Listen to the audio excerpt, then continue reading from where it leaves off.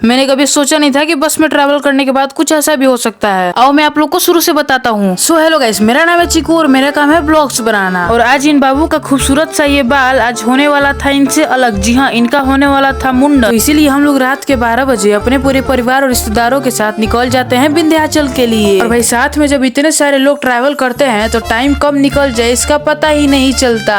और भाई यहाँ पे तो मामा का कुछ अलग ही चल रहा है। और रात में भाई रोड पे इतने सारे ट्रक दिखते हैं, लगता है कि भाई इनका बारात निकला हुआ है। और भाई इतना बढ़िया हवा बह रहा था कि इस इतने प्यारे हवा में तो भाई मामा सो ही गए थे। और भाई मैं अकेले चुपचाप बैठ के इन ट्रकों का नजारा ले रहा था। और भाई मैं कर भी क्या सकता था। और भाई ऐसे ही थोड़ा बहुत टाइम स्पेंड करने के बाद हम लोग का आधा रास्ता कवर हो चुका था, इसलिए हम लोग एक ढाबे पे उतर गए। वहाँ पे हम लोग बैठ गए चाय का चुस्की लेने के लिए। लेकिन भाई साहब का तो कहीं और ही ध्यान था। लगता है कि भाई साहब भी बोलना चाहते हैं। जुबान केसरी विमल, बोलो जुबान केसरी।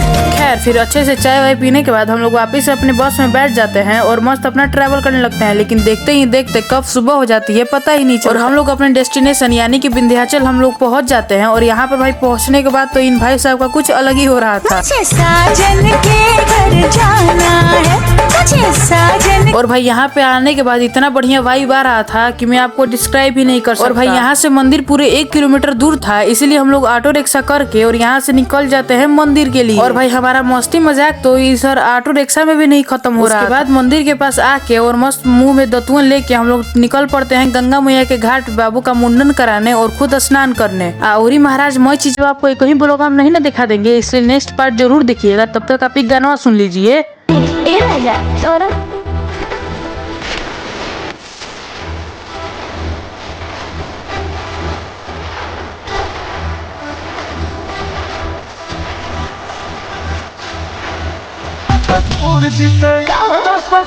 जिसे कोई हवाला